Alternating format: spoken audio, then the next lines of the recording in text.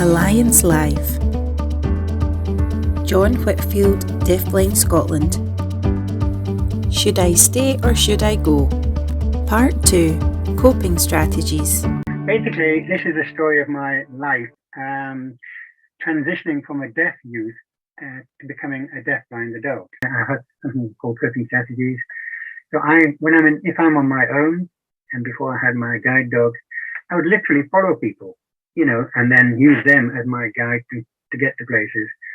I was going to a meeting with Joanna, who's very blonde in those days, and it was dark. So I just fixated on a blonde person in front of me, who was Joanna. Came to some traffic lights, quite busy, lots of people.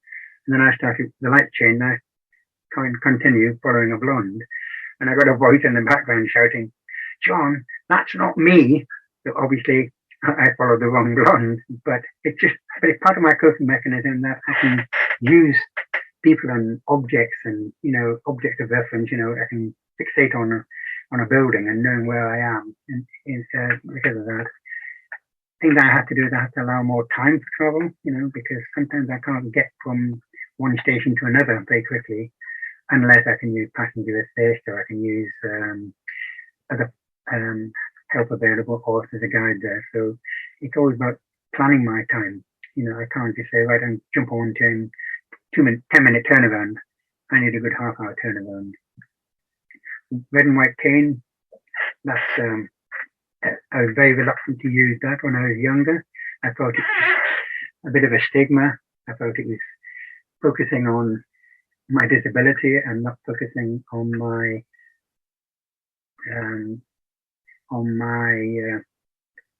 actual, what I can do is more about the negativity. So I didn't like using the red and white cane to start with. But lastly, I use it with vengeance. It's a really big one. It allows other people to see the fact that I've got a disability and get out of my way. And the only reason for that is because I'm quite large. And if they don't get out of my way or they don't see my cane, then they don't have an excuse for being knocked over because I have bumped into. I'm very clumsy, and that's a fact of life. It's my sight. I can't do anything about that. But I like to try and help other people. So if I use that cane, then at least it gives me some excuse. I put down here my guide dog. I've got a guide dog called Pete, his name P-E-A-T. He is actually so much more effective than the red and white cane I had before. He had a red and white harness, but he's much more obvious. He's a guide dog, and he's a large German Shepherd. So people not only see the guide dog, they see the fact that he's a working dog and the fact I'm hanging on to him. And so they make much wider berth for me and get out of the way.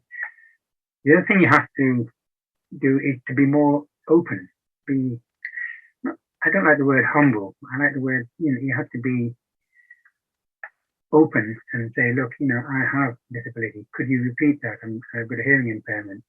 Could you describe where I have to go? Because you can point somewhere and try and say, it's over there, point to the left.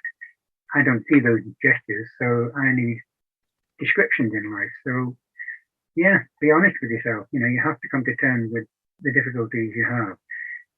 The more resistant you are, the more difficult life becomes. The glass half full approach to life, well, I take life literally by the neck. I will actually, I love challenges. I put things in my way to make life difficult, but there's a huge sense of achievement having done all that. Sense of humor, that's so vitally important. You have to be able to laugh at yourself, laugh at the mistakes you make. And I put down there need for challenges. So taking the challenges on. So basically with all these coping strategies, all from my working life in Scotland, I've had the support of guide communicators through Access to Work. To be honest, if without them, I'm not sure I could still do quite a lot. But, the getting around and getting from venue to venue would be extremely difficult and probably more stressful. As it is at the moment, I tend to travel 4 hours a day. I travel on train 2.5 hours in and then coming back at night 2 hours. So I do that 3 days a week and work from home 2 days a week. So yeah, it's a challenge, but still it's a sense of achievement having tackled that 4.5 hours travel, just to get to work, and then it's my day at work and what I'm doing during the day. So every day I look back and think, yeah, I've done that. I've had some help. Sometimes I've had to do it on my own owners, or getting from train to train with my guide dog, or getting from the train to my house using the guide dog. It's all about appreciating life out there. It's so easy every single day. So easy to say, I don't have to do this. This is too much work, But at the moment, at 64, I'm still working, and I've still got that sense of achievement. And I think that achievement is so important as well. So I said about challenges. So I set myself challenges. We were at Deafblind Scotland. We were working from old buildings, not accessible. So our dream was to produce an accessible building, somewhere where deafblind members could go and we could have activities and things like that. So we're doing a number of fundraising. So my first one back in 2010, I did the Great Wall of China. Now everybody thinks the Great Wall of China, you see these beautiful structures and everything, but in fact, the most part of it is all broken down. It's dilapidated, it's ruined. In some places, there's no wall at all. So it's actually incredibly challenging, both physically and because the restricted eyesight that I have. I went with two guides, so don't get me wrong, I wasn't on my own. I went with two guides. Again, I couldn't have done it without them, but it made another sense of fantastic achievement. So this is myself going down these, and you can look at down thousands upon thousands of steps and uneven structures.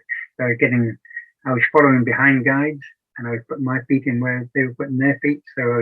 And they would give a relay back of what's coming up.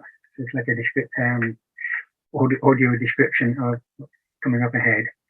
So that was 14 days in China, incredibly trialing, if you like, but again, amazing. I've put this Paddington up. It's actually quite poignant, because Paddington was involved with the Queen. But I take Paddington as a mascot. The Paddington book was actually written by Michael Bond on June the 30th, 1958. That's exactly the same date as my birthday. I was born on June the 30th, 1958. So we're growing up together, if you like. So Paddington's come with me on all my treks. I've done many treks. So this is in weight training in readiness to do Machu Picchu in Peru. So this is some of the features, an amazing rock structure. And again, it's these big slabs are 16, 17 tons, and yet there's no cement, and all the joints just fit in. I can't put a knife blade between them. It's just incredible.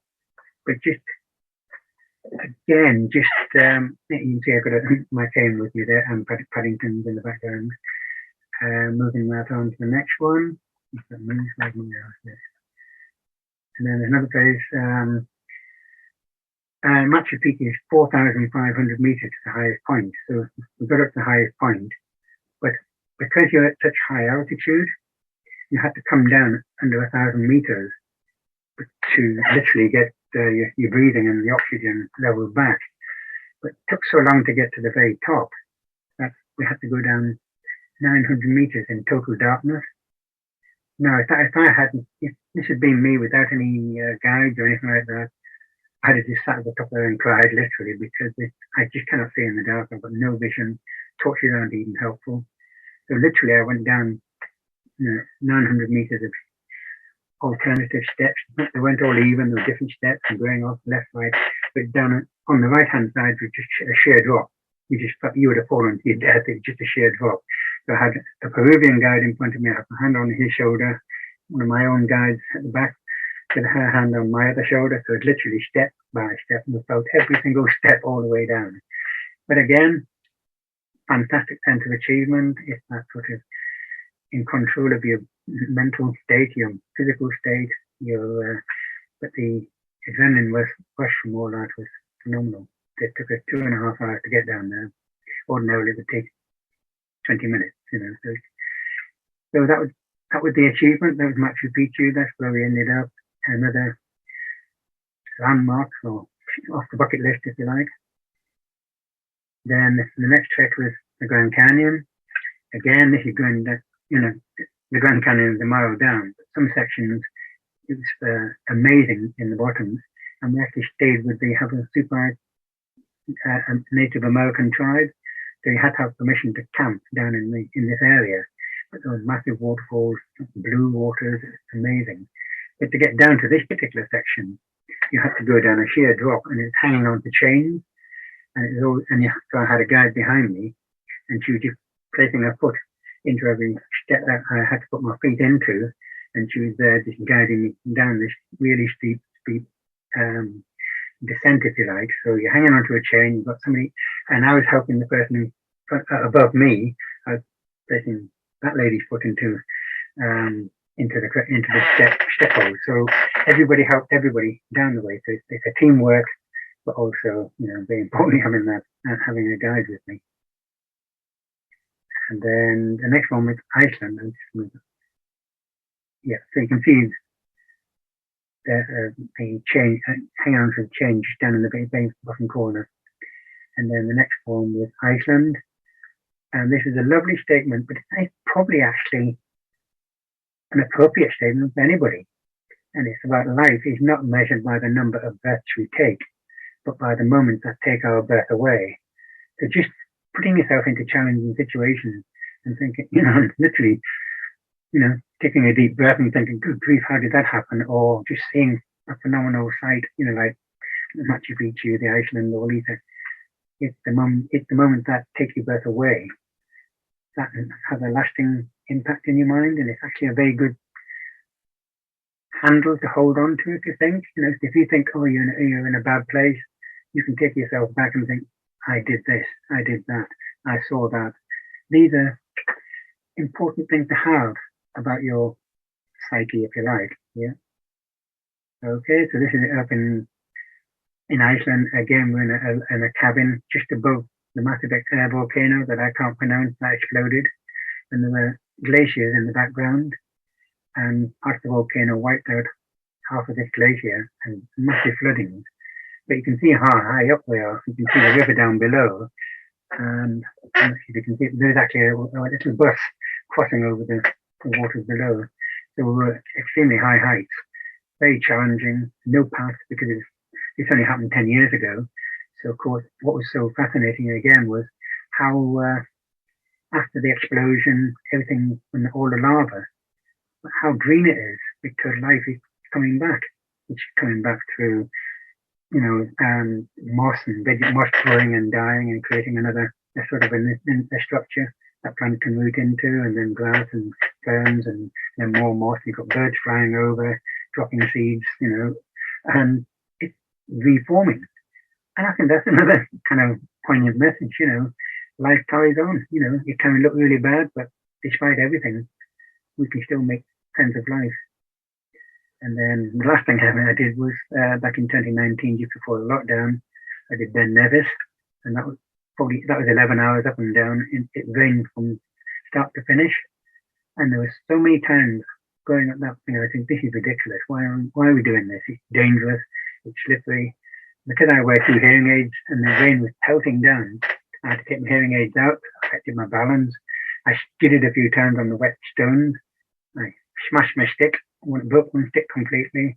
And but we got to the top, we did the pinnacle, and then we came coming back down. It was really foggy at the top, and then we finally got back down. Going up is no problem, because if you slip and you fall, you can always fall forward, but you don't have far to fall forward. When you're going down a steep hill, you fall.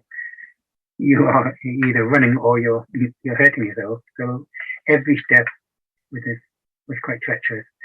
But again, I went with my wife, who was my guide. Again, no way would I attempt to do that on my own. But with the help of others and knowing your own abilities and capabilities, we can achieve anything. Okay, so I've put here, because there are many different kinds of deafblindness. So there are people who are born deafblind, and their life experience revolves around deafblindness. So there is always somebody from birth all the way through their life. So they've always had help and support. Like like myself, I've got acquired deaf blindness. So you have an identity, you're influenced by previous experience of being sighted, and you have and having hearing people around you. You're involved in different crowds, often with similar interest, similar. You can liken yourself to a group. You've got a big house. You've got you may have a swimming pool. You may have a sports car. You may have holidays abroad at 3 times a year, or maybe a holiday home. You kind of gravitate around people with similar interests, similar work, similar. But when you come to a transition of going from deafness to blindness or blindness to deafness, in both cases you could be working, you have an identity, but when the other sense starts to deteriorate, that's when life becomes really quite bleak, because you're no longer able to involve yourself with that same group of people, because you can't drive that sports car anymore. You can't have that job that can afford the sort of buildings. So you kind of end up moving out of those and into smaller premises. So you're having to identify with maybe a different group of people, or it's very difficult to get engaged as well. So it's a very bleak situation. Obviously, we're trying to help, but it's just trying to show you that transitioning from having a disability, a long-term condition like deafness or condition blindness, and then another condition comes in. It's that transition, it's the trauma of dealing with it. It's thinking about how we're going to communicate again with different forms of communication. So somebody who's profoundly deaf may use British Sign Language. And that's a distance language, if you like. You have to be able to see it. What happens when your vision goes? You have to think of tactile, hands-on, deafblind manual. In a way, it's easier for someone who's deaf first to become blind. If you're blind first, you rely on your hearing, you rely on speech. What happens when your hearing starts to go? You can still speak, but you can't hear anymore. How do you get that communication? So it might have to be through a tactile deafblind manual, or if we're lucky, we can get hold of people who are visually impaired and their hearing is starting to deteriorate. We can actually teach them BSL, so they can actually have a form of communication. When the hearing goes completely, they can still sign or have somebody sign onto their hand, tactile BSL, along with the deafblind manual. So it's all these little things that it's not always just about one complication. Many people, have deafblind people who are in wheelchairs. So there's all those different aspects. It's about having to basically come to terms with and identifying what you have. Don't be afraid to ask for help. Get as much help as you can. Get the guides, get the guide communicators, get the people in wheelchairs, get involved in clubs and things like that.